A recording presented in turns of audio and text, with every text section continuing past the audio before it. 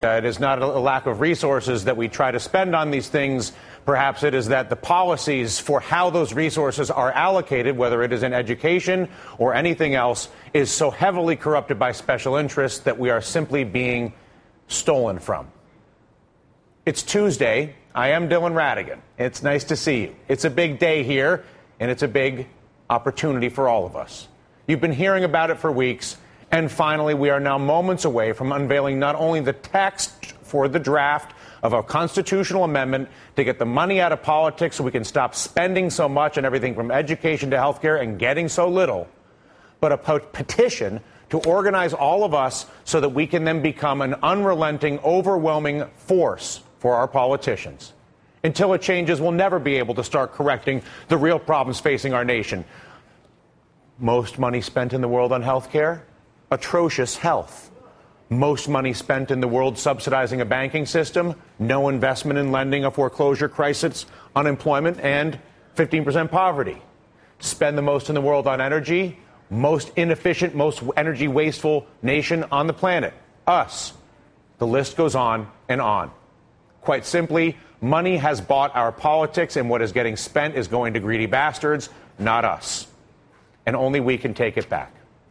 So now, our goal is to transform all that mad as hell anger from this summer, mine, yours, everybody else's, into positive change that begins this fall.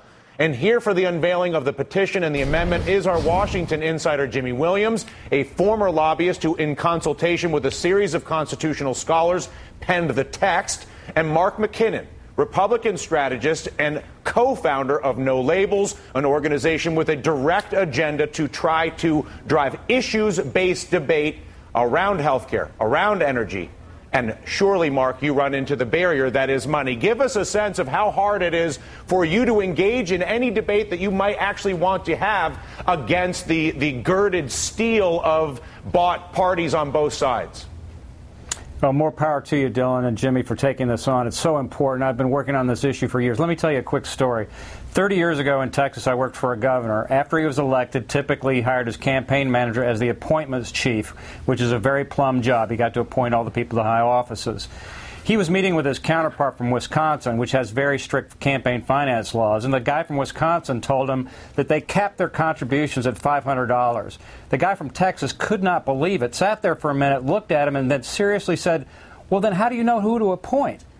And that was 30 years ago, Dylan, and it hasn't changed. And so I see things now like Citizens United, and I see the amount of money going to these super PACs. Here's another just jaw-dropping notion. The candidates for president get $100 million if they agree to public financing. Nobody agrees to it anymore because there's not enough money. This is absurd. It's pornographic. Yeah. It's out of control. And, Jimmy, I'm so glad you're doing this amendment. It's needed because we know that Congress won't reform itself, and the only way to do it is to go around them. And the only way to go around them is to have a well-organized, very large group, maybe not with the same ideas, maybe not with the same mechanics, but with the same principle.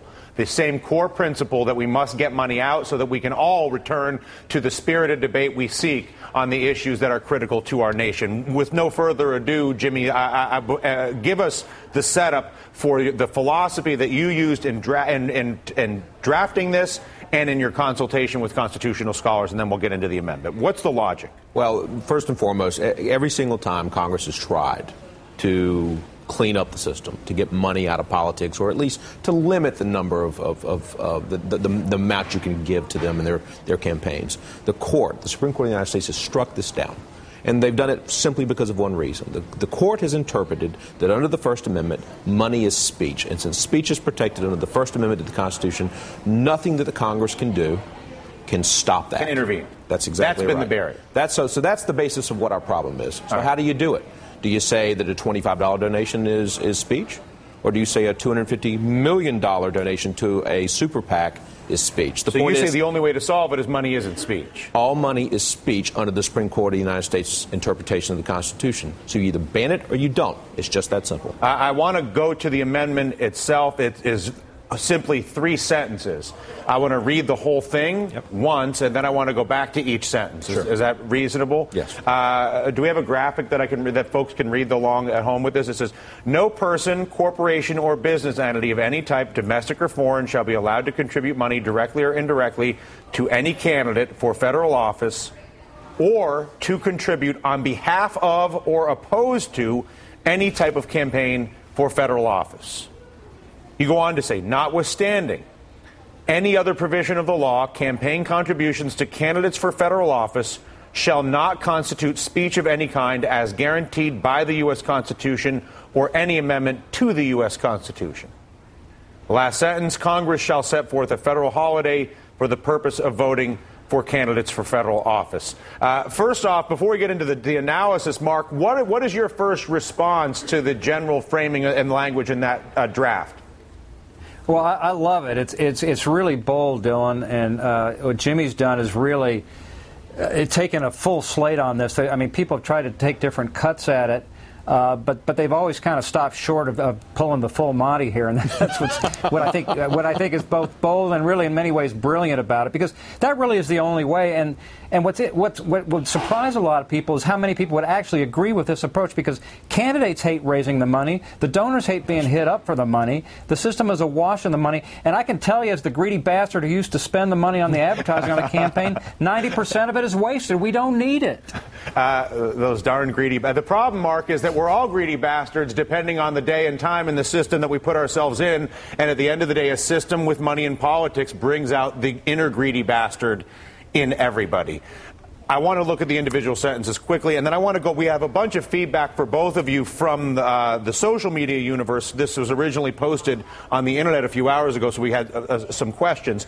But sentence number one, Jimmy, no person, corporation, or business entity of any type, domestic or foreign, shall be allowed to contribute money directly or indirectly to any candidate for federal office or to contribute money on behalf of or opposed to any type of campaign for federal office. 2 questions. Why the decision, instead of saying you can't give money, you say you can't take money? Why'd you make the decision to say I'm not going to, it's like the NCAA, the players can't take money. You can try to give money to the players all you want, but if you're going to play college sports, you can't take money. If you're going to be a federal politician, you can't take money. It's sort of the NCAA model, if you will, in the framing of this, and also why the additional language where it says contributors on behalf of or opposed to any type of campaign for federal office. Well, let's start with the second part, the second clause of the sentence, and go and work backwards. It's a majority of the money in politics, as we saw in the 2010 cycle, and as we have been seeing increasingly over these cycles, is not what you raise for your actual campaign coffers and then spend on TV. It's what somebody else raises for your campaign coffer, or for your candidacy or against your candidacy. When the Supreme Court, is that the super PAC? It's super PAC. It's any kind of independent expenditure. So the super PAC is addressed in this first sentence. It is addressed in the second part of the first sentence, because you are not allowed to raise money or spend money on a why catching money as opposed to giving money? Why the NCAA structure, if you will? Well, the point being is that, listen, it's simple. I don't want the burden of this to be necessarily on individuals or their rights. I want the burden. Catching Mark McKinnon or catching whoever it is, Dylan Ratigan, giving money, it's not about a citizen giving money, it's about a politician taking it. I don't think that politicians by nature are corrupt. I don't think lobbyists by nature are corrupt. I don't think fundraisers by nature are corrupt. Every one of those entities is operating within a system that they only know. If you just take it all out, then every single one of those groups of people can do their job. Members of Congress won't have to fundraise. Lobbyists won't have to raise money. Fundraisers can just go out and either become lobbyists or they can help run campaigns or whatever. You agree? What do you think about what you're hearing, Mark? I like it. The question I wanted to ask, and I hope I'm not jumping ahead. No, please do. I'm familiar with the public financing ideas and have pushed them for a long time. This is the first time I've heard it extended to the whole notion of banning individual corporations as well, and I like it The question is, if that's the case, and I know there are different funding mechanisms that we might look to, but how do you determine who gets to qualify for that? And if, I mean, how do you keep everybody from qualifying if it's a public funding mechanism like that, or do you have some kind of match? And we got a lot of that, by the way, from the social media universe and Twitter and all the rest of it, which is, okay, this is great, you've banned the money, you've got the money out, but how do you plan on actually financing elections, and what's the mechanism, and who's going to solve that problem? How one qualifies to run for federal office is state law. Has nothing at all to do with the feds. That's an interesting way of looking at it. It is sort of this bicameral system, if you will. If you want to run for Congress and you're from the Commonwealth of Virginia, you have to go through the machinations that the Commonwealth of Virginia has set out to actually qualify for office. I get that, but there's a bigger question here, which is how are you going to finance elections if this amendment passes? This amendment and who's going to decide that? Let me be clear. This amendment does not touch how you finance federal elections going forward. All it does is say you can't contribute money to an election. What do I think happens? So, Mark, the idea is, so the idea, I guess, Mark, in this, if I do interpret Jimmy, is we want to. We're bleeding. We want a health care debate. We want an energy debate. We want an education debate. We can't get it because there is a green curtain of money around Washington, D.C. that is preventing us from having these debates. Do you think it's appropriate, to Jimmy's point, that we simply make this somebody else's problem? In other words, that we are here to say get the money out, and it is on. There are a lot of smart people that should be able to figure this out. Fair? I think that's really smart too. Let them solve that part of the problem, but take on the first part of the problem, which is the real issue, and just prohibit the funding by corporations, candidates, PACs, or people. I hate to use this analogy, but the alcoholic needs to dry out. We got to take the liquor out of the system at this point. For lack of a better analogy, I hate to use it. My father was a drunk. I hate to use it, but it's the truth. Congress is drunk on money. Go ahead, Mark. Well, and if that's the case, then we may get into a discussion where we should have been for a long time, where we talk about solutions where there's access to public airwaves and those sort of solutions. Which make a lot of sense. Let us hope that this movement to get money out precipitates a debate that goes to where you're going, Mark. What, if anything, what would be an appropriate thing for me, having sort of put myself in this position quite by my own choice and with great gusto, I might add, but what could no labels do to help us? And would you be up for signing a petition like this, Mark? Oh, well, my only problem is that I've called for a pledge not to sign any petitions for anybody. Fair enough. But I realize that. So I'm curious, though, I would love to talk to you about what we could do with you. Pledges. Well, we're trying to change the process, and this is a great discussion about how you change the process of how Congress works and how politics works. So I think there's lots of organizations out there. Lawrence Lessig, who's been working on this, just had a constitutional convention.